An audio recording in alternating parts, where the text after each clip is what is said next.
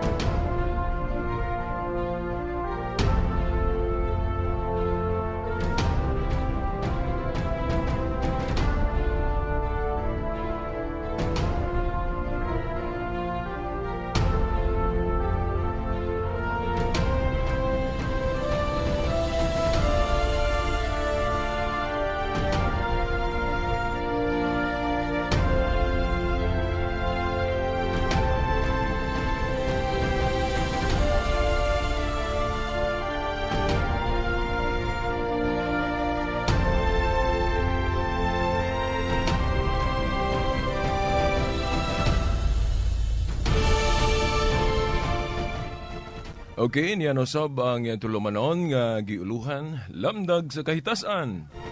Ubus gihapon ining inyong sulugon, no? Silbert Dondoyano Sr. alias Veritas. Okay, sanglit Domingo man, ato naman ning gisaag kaninyo nga kining Domingo ato ning igahin sa suliran sa tinuhuan. Ato namang nahibawan nga usa sa hinungdan diin nabahin ta no sa tinuhuan tungod niining dili man nagsama og pagsabot mahitungod sa mga nahisulat sa Biblia. Karon atong hisgutan o tukion kining mahitungod sa bunyag. Kay naa may mga igsuon nato nga hangtod karon musupak niya ng pagbunyag sa bata. Kay matod pa nila, kinahanglan dako na gyud bunyagan, kanang naanay buot ba? Kanang mawalihan. Tinuod ba na nga kinahanglang walihan ang bata ay bunyagan. Kay naamang guriya sa San Marcos Kapitulo 16, no, 15 ngadto 16, nga walihan una, no, ay bunyagan. Unya kay ang bata dili pa man mawalihan, di modo dili angayan bunyagan.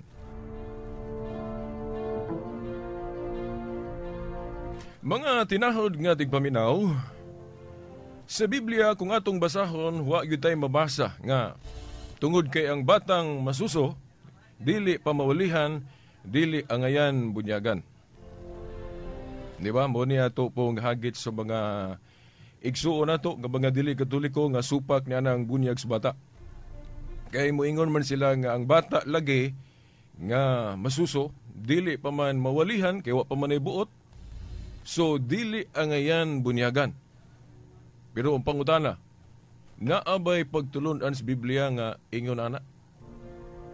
Si Kristo ug ang mga apostol nanudlo ba kumo ang batang masuso dili pa mawalihan, dili angayan bunyagan? Naabay pagtulunan sa Biblia, ana?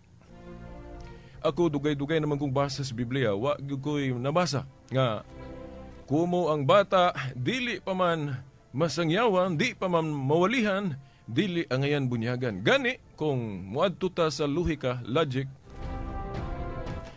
kanang bunyag, alang na itong mga Kristohanon, mo na itong gihulip, gipuli sa kadtong entrance gani sa daang kasabutan nga gitawag og circumcision kung tuli.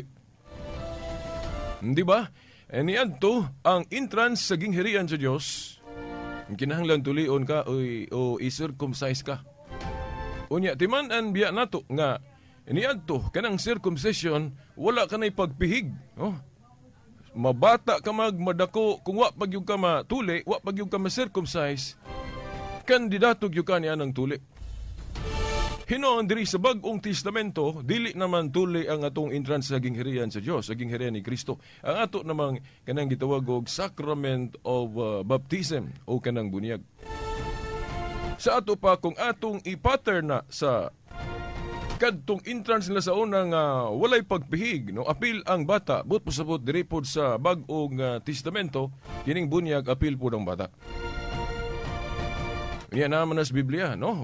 Buhat 2:38-39 nga naghisgot og bunyag nga ang maong saad sa bunyag apil ang mga bata, no? Basa sa King James Version. Nga ang saad kuno alang kaninyo og sa inyong mga anak, children, no, sa King James Version. Ganun children apil na diha ang mga bata. Nya wa gyud giingon nga wala giapil ang bata, di ba? Klaro kay na. Karon atong tukion ng San Marcos 16:15-16. Kanang San Marcos 16 god 15-16 referido na sa mga dagko. Ngano ba kay dili magud parehas ang estado sa dagko o kanang bata? No, ang ato gong rason, usa sa rason nganong bunyagan ng bata kay ang bata naay salang original. Naay salang original o original sin. Gipasabot na sa Roma 5:12, no? Nga ang tanan nakasala. Pero ang sala sa bata dili na sala nga gibuhat, no? Kay ang bata di pa kabuhat og sala nga buhat nun. Kanang gitawag sa English og actual sin. Kanang sala nga nas bata nga mitapot niya, resulta na sa gibuhat ni Adan og Eva katong na luwatan nila ang grasya. Nisuluday na no sa katekism gitawag nag concupiscence nga ang tao aduna ni mahiligon sa sala. Kanang pagkawala ni grasya kay giluwatan ni Adan og Eva, mo na gitawag nato og absence of grace. Ang bata nahikawan niya ng grasya, mo na gitawag nato og original sin. Dili na salang buhat nun kay ang bata dili pa man makalapas sa iyang kagalingon. Karon unsa may pruebas Biblia nga naa gyud ang original sin, no? Sala nga dili gibuhat sa bata. Na sa Salmo 51:5, no? Basahan ninyo, Salmo 51:5 nga ang bata napa sa taguangkan gani gitawag nagmalapason. Naapod sa Isaias 48, no? Isaias wa ba ko masayo? No, Isaias 48:8 napagali sa taguangkan, bata pa napa sa taguangkan sa inahan gitawag nagmalapason. Dili pa gyud makalapas ang bata sa iyang kaugalingon, gani pa siya ka lapas. Kada gitawag na sa teolohiyang Katoliko og original sin, absence of grace. Muna kinahanglan nga bunyaga yun ang bata. Unya, ang logic nga nung dili kinahanglang walihang bata kay kanang original sin nga nitapot sa bata, dili na kaugalingon niya. So wala siya tulubagon anak. So ang batang masuso, wala siya tulubagon ni anang original sin. Kay resulta man na sa gibuhat sa unang ginikanan nga Adan ug Eva, ang pagkawala na grasya. Dili man na tulubagon sa bata kay dili man naagi niya. Sumo na nga di kinahanglan walihan ng bata. Mo ni argumento ni Saint Agustin, no? Kailan mo ni Saint Agustin usa na siya sa giilang santos sa tinuod Katoliko. Mo na nga ang batang masuso dili kinahanglang walihan. Unsa may rason, unsa may logic ni ana tungod kay ang batang masuso kanang original sin nga naa niya dili na iyang kulpa. Dili siya kapanubag anak kay dili man na iyang kaugalingon. Ginikanan man na. Mo nang kinahanglan ginikanan mo'y mulitok. O mao na, no? Pero kung dako na, parehas anang sa Roma 16, Marcos 16:15-16 nga kinahanglan walihan referido na sa mga dagko. Kaya mga dagko gud naa na may kaugalingong sala nga kanang gitawag actual sin. Makapanubag naman ang dagko sa ilang kaugalingong sala mo nang kinahanglan pahibaw-on jud. Pahibaw-on jud ang dagko na kay naa naman sila tulubagon nga kaugalingon nilang sala. Mao na nga ang logic mo ni. ang batang masuso dili kinahanglang walihan kay mitapot ang original sin niya nga wala siya pahibaw. Ang batang masusuwa man gid siya kahibalo nga nataptan di siya anang original sin. So kay nitapot na nga wala siya pahibaw, may katarungan nga kuhaon na nga dili po siya pahibawon, di ba? Pero kung dako na gani, kinahanglan pahibawon yun. Kaya naa naman siya kaugalingong kulpa. Naa naman siya tulubagon siyang kaugalingon. Kanang iyang kaugalingong sala o actual sin. Kunya, mga igsuon, wala gid tay mabasa sa Biblia nga nanudlo ang mga apostoles o ang atong Ginoong Jesucristo nga bawal ang pagbunyag sa bata.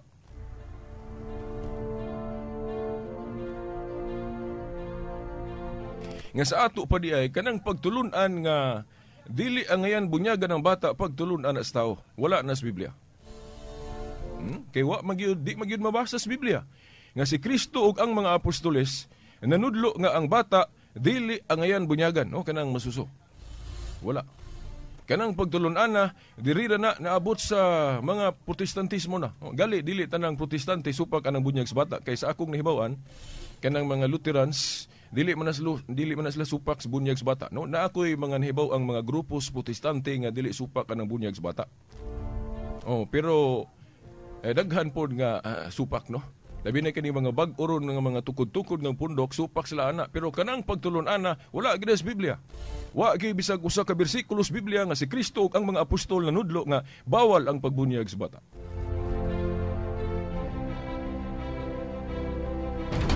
Kung atong sabton ng San Juan 3 ngadto sa 5, unsay usas mabasa nato diha. Giingon diha mga tinahod nga tigpaminaw nga gawas ang tao ipakatao pag-usab pinaagi sa tubig o sa espiritu, dili siya makasulod sa gingharian sa Dios gikan sa gingharian sa langit. Unsa may buti pasabutan na? Nga gawas born again o born of the above kay atong tanaw sa Grego ang pulong anotem nga ang pinaka duol gyud sa takdo nga hubad kanang born of the above. Pero kay kasagarang hubad born again, so bisag born again lang itong gamiton, no? Pero kanang born again diha, referido na siya gyud sa bunyag. Dili nang kanagong uban god ilang ikuan. Usbon ang meaning anang born again sa Biblia, no? O ilang kanang gitawag o redefine, no? Prehas ba sa uban ba kanang nag-allow gani og same-sex marriage? Nganong gi-allow na niya kay ilang gibag-o ang mensahe anang kaminyoon, ilang gi-redefine mo nang nag-allow sila, no? Nga niya ng same-sex marriage. Bisan pa kana pong kanang gitawag og divorce. Nganong naanay mga grupo nga nag-allow og divorce kay ilang gi-redefine ang mensahe anang kaminyoon. Pero ang Katoliko wa gyud mag-usab ana, no? Ug unsa tong kraan nga pagtulunan mahitungod sa kaminyoon nga bawal lang divorce, gibawal gana hangtod karon. So mao na ang mga tinahod nga tigpaminaw dili na tuusbon. Ang meaning ang kahulugan ni anang born again sa Biblia unsay giingon? Gawas ang tao ipakatao pag-usab pinagi sa tubig ug sa espiritu, dili siya makasulod gingharian sa langit. Unsa man ang pagpakatao pinagi sa tubig? Wa may laing gipasabot ana, bunyag man. Bisan pagtanahon sa mga early fathers ilang interpretation ana. Sa ato pa nagsugod ang atong pagka-born again sa bunyag kay nalinisan man ta. Then kinahanglan ikinabuhi po na, no? Sa bata labi nagmataw na siya, ang ginikanan mo matutuog maayos bata parang magdako gid siya nga ang iyang kinabuhi ingon gyud og usa ka na tawo pag-usab mo kanang renewed mo bitaw nga importante mga ginikanan kanang ilang anak nga gipabunyagan ila gyud nang tudluan para nga magtubo gyud na nga ang kinabuhi born again gyud ang kinabuhi but pasabot na subay sa Kristohanog diwa. So nagsugod ang pagka-born again diha sa bunyag, no? Bisan pang no kung gusto mo kaning detalye ani mga tudling sa Biblia na ako'y website nga ihatag ninyo kanang catholic.com. Kung makasulod na mo sa catholic.com naaman na search engine pangitaan ang about born again, no? Na diha makita ninyo ang pagtulon ng Katoliko mahitungod anang born again. Ang pagka-born again mao nang kanang sinugdanan na kanang bunyag kay malinisan man ta. Nabag-o naman ta des bunyag kay dias bunyag kung batang masuso nalinisan sa original sin, no? Usa to pa nabag-o na tao pag-usab, no? Nya kung dako na pod mao gihapon. Kung dako na kung wala pa mabunyag nahugasan ang duha ka matang sa sala kanang original sin o kanang sala nga buhat nun, aktual. O mao na, no? Bag-o na siya. Oh. Ang uban ko na itong mga igsuon ron, ilang giredefine, giusab nila ang meaning anang born again. Ang born again ko no, kanang mubiya sa Katoliko.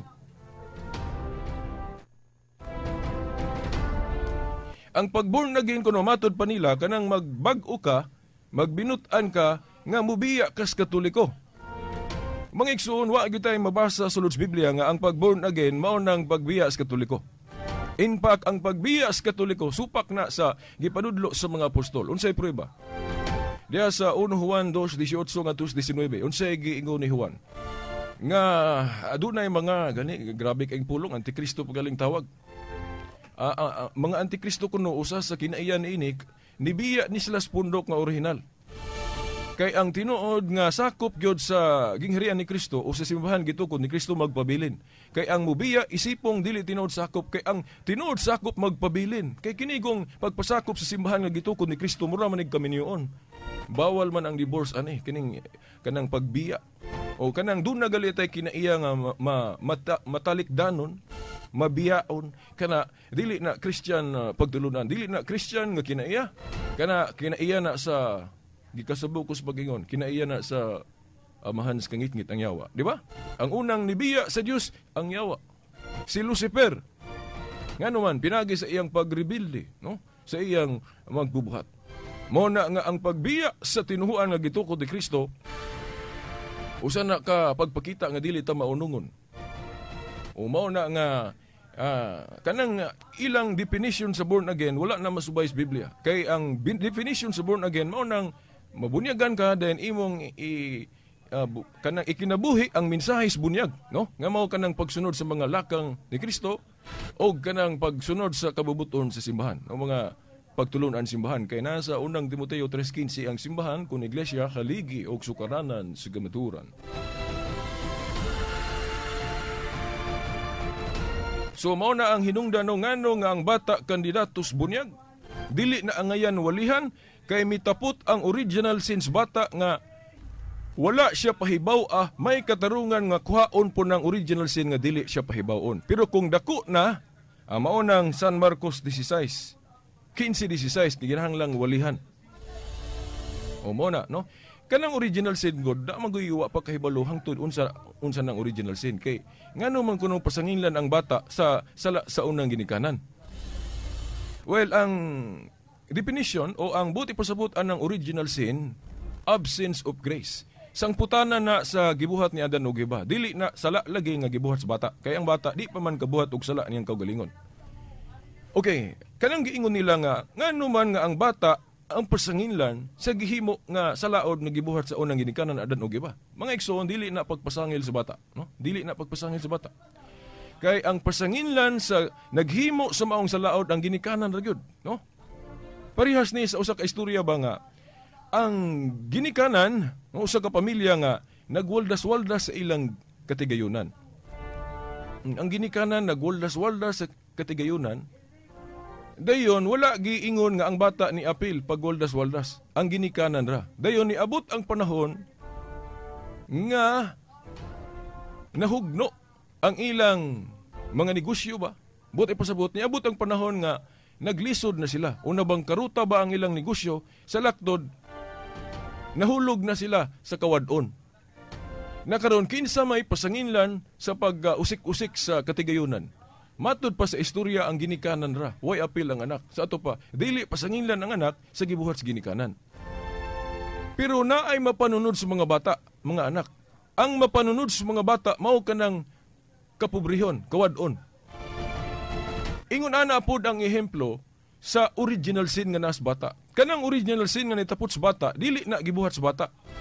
Absence of grace na mo nay definition sa atong simbahan. Ang pagkawala nay grasya na panunod sa mga bata kay agi ni Adan ug Eva. Ila mang giluwatan. Ila mang giluwatan ang grasya, mao na nga ang bata wa nay grasya. O mao na nga linisan na ibalik na pinagisbunyag. So mao na ang rason, no? Kanang original sin dili na ang bata mo'y manubag ana kay dili man na agi niya Muna nga ang bata dili kinahanglan walihan kay ang bata di pa kapanubag anang original sin, tulubago nas ginikanan. Adan okay ba? Nya girepresentahan pod sa atong ginikanan nga moy mubungat og pagsugot, no? Oo. Dili ang bata kay ang bata dili niya kulpa ng kanang original sin, no? Pero kung dako na kinahanglan sangyawan gyud kay makapanubag naman sa kaugalingong sala. Kay ang dako naa na may kaugalingong sala. So mao na no kanang John 3:3-5 pod nga gawas ang tao ipakatao pag-usab pinagi sa tubig ug sa espiritu. No mao lagi na ang bunyag, mao na nga kitang mga Katoliko na born again ta, nagsugod ang atong pagka-born again dias bunyag. Mo nang di na kinahanglan mag-born again ta kay na born again naman ta diha pagalis bunyag. Press lagud anang pagngalan-ngalan og Iglesia ni Cristo. Di ba na ay magwali nga moingon sila nga biya mos Katoliko kay mag-Iglesia ni Cristo mo. Kana misnomer na ngano man. Kay sa ato nang gibalik-balik diri sa atong tulumanon, ang tinuod nga Iglesia ni Cristo kini ra man pong Katoliko ngano man. Gani basa-basahon na sa mga ministro sa Iglesia ni Cristo, no? Katong sinulat og usa ka pari nga si Edward Taylor. Nga niadtong 110 AD si Obispo Ignacio ang unang migamit anang pulong Katoliko. Iya kanang gibunyag, iya kanang gingalan sa iglesia ra pod nga gitukod ni Kristo. Sa ato pa kay ang iglesia ang gitukod ni Kristo gihinganlan magkatoliko, therefore usara di ay ang iglesia ni Kristo og Katoliko, dili na lain-lain. Mo na nga kitang Katoliko dili ta magpauwat. Tinuod ilang giingon nga kinahanglan mag-iglesia ni Kristo ta. Pero kitang mga Katoliko di na kinahanglan mag-iglesia ni Kristo ta kay kining atong tinuhuan wa pa ni nganlig Katoliko, iglesia ni Kristo na ni. Kay nasa sinulat ni Edward Taylor sa iyang basahon nga gikutlo magayon pasugo magasin sa mga iglesia ni Kristo nga ang gihinganlan ni Obispo Ignacio og Katoliko ang iglesia ra pod nga gitukod ni Kristo. So ang giimbento ni Ignacio ang termino ra nga Katoliko. Ang termino, pero dili si Ignacio mo ay gainbento sa pundok ng Katoliko. Ang termino ra. Mingon na ba sila nga si Obispo Ignacio day nagtukod anang Katoliko? Dili. Kay kung maghisgutag pundok, dili man wa pa si Ignacio na ano man ning Katoliko. Awahi lang hinganli og Katoliko, di ba? Pero anang bata, ang bata dili maoy ang ngalan sa bata dili maoy nakapatungha sa bata. Di ba? Ang ngalan sa bata awahi sa pagkahimugso sa bata. Kana pong pulong Katoliko, awahi na nagamit ni Obispo Ignacio, pero naa na ang pundok, awahi lang hinganli og Katoliko. Ni Obispo Ignacio. So ang giinbento ni Ignacio ang pulong, pero ang gihinganlan niya ang pundok nga gitukod ni Kristo. So ang pundok naa na awahi lang nganli og Katoliko. Paras ba ni Simon? Si Simon, dili man siya Pedro dayon. Kay ang una gyud niyang katawagan mao na Simon. Then gihinganlan siya Pedro, but pasabot nadugangan na ang iyang identity. Sa una Simon karon Pedro na. Pero dili ang ngalan nga Pedro mo'y nagkapatungha ni Simon. Di ba? Bakit tinahod nga tigpaminaw? Nanabod, press po anang Trinity. Sa una, diri sa Biblia, dili na ito mabasa ang pulong Trinity. Pero later on sa development of doctrine, no? Ang mga theologian naggama og pulong ni anang relasyon sa Amahan, Anak ug Espiritu Santo gitawag na nilag unidad o Trinity. But pasabot usa nga naghiusa. Dili na siya bawal kay parehas anang usa ka Dios. Dili man bawal nga gam-an na to nagtermino sa Grego og monotheism. Ang monotheism di ta kabasaan sa Biblia, litra por litra. Mahimong naa ng mono. Pero kanang monotheism, di kita kabasaan na sa Biblia. O mao nay atong gitawag sa kausahan sa Dios. Usara ang Dios. Gitawag na itong monotheism. Pero the word monotheism, wala sulod sa Biblia. Kay awahi raman nato na giinbento. Sa pagtulunan nga usa lamang ang Dios.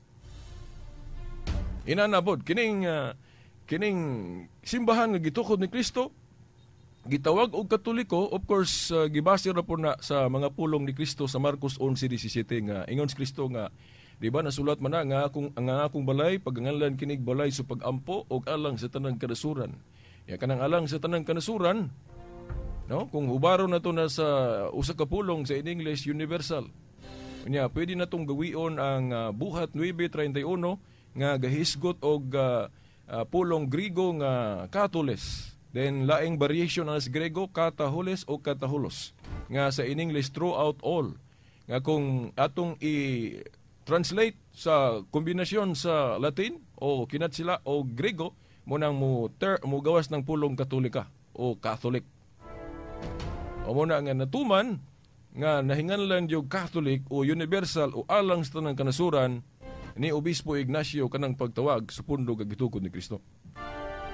So kana pong pag born again, bunyag man na kay ipakatawa man ka pinagi sa tubig ug sa espiritu, mao na nga kita mga Katoliko di na kinahanglan mo gawas tas Katoliko kay mag-born again kay kita dugay natang na born again diha pas bunyag. Muna, pahinumdum po sa mga ginikanan nga kung nabunyagan na ang atong mga anak, kinahanglan kita magtinarong og ang atong mga bata at tudluan gyud sa kinabuhing Kristohanon. Parang magdako nga makita gyud ang ilang mga binuhatan nga klaro gyud nga born again sila. Kay mga buutan man. Kay og magdako silang badlongon, magduda ng mga dili Katoliko. Moingon gyud, unsaon gud pagka born again na ng mga Katolikong daghan mang badlongon? Ako daghan kong nahibaw ana, no? Pero akong ipahinumdom sa mga dili Katoliko, susihan ninyo ang relihiyong Katoliko. Kung tanan bang Katoliko, wala magpuyo ingon nga born again. Pagkadaghang mga Katoliko nga nagpuyo ingon sa usagyod ka born again. Mother Teresa, si Padre Pio, San Antonio de Padua, si ato gali ng pasidunggan tuig-tuig, San Antonio, pagkadaghan nila. Di na ko kami muray sa uban. Yan ang tuig-tuig, atong pasilunggan gali na sila, mga santos, di ba? Atang niya ninyo pohon podre, kung ato nang mahisgutan. Unya, nasamot na gali nga ang bata apils bunyag, kay gawas man kuno ipakataw sa tubig, sa ito pamabunyagan ng tao, dili makasulod sa hirian sa langit. Nya kanang bata, tao man, so kandidato gyud sa bunyag ang bata. Okay, wala naman tayo igong panahon, no, mga tinahod nga tigpaminaw. Atong ipahibaw ninyo nga doon na instruction ng atong sponsor nga posible nga mag-break sa tagpila ka adlaw pero mobalik rata, no, muna instruction, no. Pero di ko kasigurado kay kung magka-meeting meron basig na kabaguhan, mahibaw-an na ninyo na ugma kay gabi man ta ugma. So kung wala gali ta ugma, but pasabot nag-break sa ata, no. Pero kung naa but pasabot padayon naghapon, no. O alas 6:30 to alas 7, no. Okay, sa ngalan na lang sa atong mahal nga inahan, Mother Mary. Mga kadagkuan sa atong simbahan, kini ang ubos ninyong alagat, no, sa tulumanon, lamdag sa kahitasan, Silbert Dondoyano Sr. alias Veritas. Kauban sa atong mga igsuon sa Pikas Lawak, no, sa technical side, Danny Luod ug Tax Ilumba. Sa ngalan samahan, sa anak si Espiritu Santo. Amen. Kangit-ngit o mga suliran sa kalibutan, suliran sa mga kabataan, nagkadaiyang korupsyon sa katilingban, o bisan sa atong simbahan, adiksyon o suliran sa droga, panagbahin-bahin sa katawhan, sa relihiyon o tinuhuan, o guban pang mga suliran, unsay mga hinungdan na ining tanan. Tungod ni ini nahimugso na tao kining tulumanon. Lamdag sa kahitasan. Tulumanon nga muayag, mubatbat ug mutubag na ining tanan. Uban ni ining inyong sulugoon, Silbert Dondoyano alias Veritas. Lamdag sa kahitasan. Lamdag sa kahitasan. Ang maong tulumanon inyong madungog matag adlaw. Lunes hangtod Sabado sa may alas 6:30 ngadto sa alas 7 sa gabi. Ug sa adlawng Domingo alas 2:30 ngadto alas 3 sa hapon.